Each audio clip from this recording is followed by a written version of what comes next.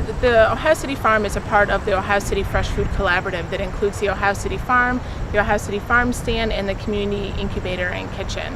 And the farm is the first project to get off the ground in a partnership with the Cuyahoga County Metropolitan Housing Authority. CMHA actually owns this land that the farm is on. My part in the project is, actually cultivating the land, getting together with the other residents, forming a partnership where we can go to various sites that we do have the vegetables growing, make sure they're being taken care of, actually weeding and doing various things to make sure that the vegetables grow to their full potential. We've been getting a lot of great reviews from the residents as far as on the different quality and taste of various vegetables that they normally wouldn't even try, like myself. I've got to taste various vegetables that I wouldn't have dared to touch years ago, but I've grown them, harvest them, and now I'm eating them. So I lost weight, so that's a great thing. So it's been a very, very healthy and great tool, asset, everything. Well, CMHA owns this land, and this land actually had housing on it at one time, but unfortunately because of the structure of the soil here, we can't build on it. So the land was sitting vacant for quite a few years. So instead of having just an empty vacant lot that's fenced off and not being used, having Ohio City use the land to build this farm on really brings a new interest of agriculture and local food and economic development to this area in Ohio City. And with CMHA, we are really renovating and changing all our estates to be more sustainability focused, and this really plays in with not only having a place for the residents to learn, to graduate from a program, to get work experience, but also provide healthy organic local food into a diet that may not always be able to afford it. Yeah, I've learned a lot. She really taught me different ways to grow vegetables that I didn't know about. Really got me interested in knowing how these vegetables are grown, the type of soil that they need to actually flourish from, just various tools that I can use further down the line to actually hopefully one day maybe start my own garden. It doesn't grow purple. Yeah, I mean, it kind of starts off soft, but even the inside, I mean, it'll be a deep purple. Reasons why the position that I have was created. The West Side Market turns 100 in 2012, so building up for the momentum that the Centennial will create. There's already, with the West Side Market, restaurants like the Flying Fig, Great Lakes Brewing Company, Barcento, already established food businesses that are really incorporating local food into their menu and into the mission of their restaurant. So the area immediately around the market, we're developing that to be the market district.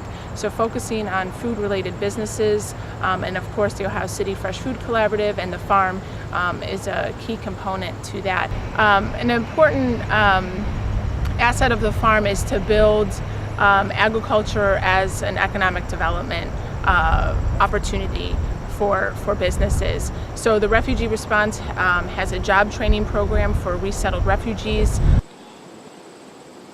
Our organization works to provide opportunities and resources for resettled refugees to get the skills they need to become self-sufficient. It's about economic development, it's about building their capacity and their skill set, it's about empowerment for them, field training and so forth. But the reason we pursued urban agriculture was because that needs assessment informed us that over 70% of the resettled refugee population in Cleveland has an agrarian background, and so an agricultural skill set. So from all those countries, all of them had that in common. Yeah, so our organization started speaking, started working with Ohio City Near West in January around the site and trying to develop the site, and then very quickly began a dialogue with Great Lakes. Great Lakes and Ohio City Near West had already been in dialogue around the farm. Great Lakes definitely wanted to be a part of it, very interested. I mean, they've just they're a model for the community in terms of sustainability, concerned about triple bottom line.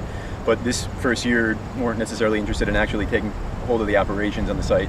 So they started talking with us about kind of what we're interested in growing, what they use in their kitchen. Sort of a CSA structure with Great Lakes' acre. So Okay. that acre that we're growing for them, they've actually agreed upon a price at the beginning of the year, and they've actually paid an installment on that. So everything from that will go to them. The other restaurants don't have a CSA structure. It's more of we've actually put together a harvest list and dates, what we have, and dates of when they're going to be harvested. The OC&W worked with the support of Refugee Response to bring out Amish farmers to plow the land. So they had their horses out here, their plows out here, families were out here getting the land ready to be planted. And it was a really unique experience. You see the backdrop of the city, the high rise of Riverview, and Amish farmers plowing the land. But it reduces the carbon footprint of the farm. You didn't need to drive in heavy machinery using diesel fuel to take care of the work. It was done in a very natural and traditional way of farming. Farmed my whole life, went to a private school in Menor. That's how I know the two executive directors of the Refugee Response. So did some business and landscaping work for 5 years normally in the southeast part of the city, and then was constantly working on the farm in the evenings and weekends. But after doing that for 5 years, went back to the farm and really changed the model of what we were doing on the farm from a commodity-based monoculture, row cropping, to a really diverse, basically based on a pre-industrial revolution style farm where you're doing a little bit of everything: pork, beef, chicken, fruits, vegetables, milk cow, really diverse. Working with relationship marketing, so when you start selling a family beef, you're also probably going to start selling them pork and chicken because they know that your stuff is better than anything else they can get. You're also going to sell them fruit and vegetables and on down the line. We actually couldn't start planting until the 14th of July. Wow. So we've been on site just over 2 months now. Most of the stuff was planted by seed. A few things were plants that we'd had started that we put on. So starting next year, when we have a running start, we'll be able to do even better. But even with that said, you can see we're producing an awful lot of great gourmet, beyond organic produce, and I think everybody's really pleasantly surprised how well we've done. We have over 100 heirloom varieties on site this year. That will be over 200 varieties next year. We got a late start here dealing with some lease issues. So on site now, things are going great. Heirloom is not only is it not genetically modified, but it's not even hybridized. It's open pollinated seed that if you save the seed, it will reproduce true to form the following year. We truly have varieties from all over the world. We put this together for one thing so it's more aesthetically pleasing. So when you look at each garden, this could be a typical suburban garden in someone's backyard. As well, we didn't want a big monoculture site going on, so all our tomatoes, for instance, could be planted in one spot and broccoli in one spot. That helps a lot with disease prevention, so that if we did get a disease in tomatoes, they're broken up all the way down, so we're not gonna get wiped out that way. There's a lot of unique. It is different. There's a lot of issues. You're collaborating with a lot of different people, so has to be a lot of sort of give and take as you're doing things. The radiant heat is different. This Riverview Apartments heats up all day long, and about 4 or 5 in the afternoon it starts giving it back. It's actually probably hotter down here at 6 or 7 than it is at 1 or 2. So there's the radiant heat factor from the buildings, the asphalt, the cement.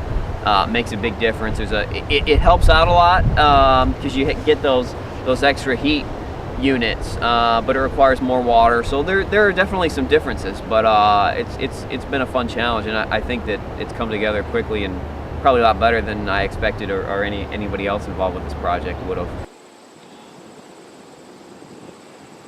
Yeah, that's what's great. I mean, a lot of times we walk over the produce, or if it's bigger, we will have to take a vehicle over. But we're actually looking into getting in essence, a rickshaw and with a 500-pound capacity, so that we could just people power all the produce over when we do deliveries, which would help also when we're harvesting and so forth.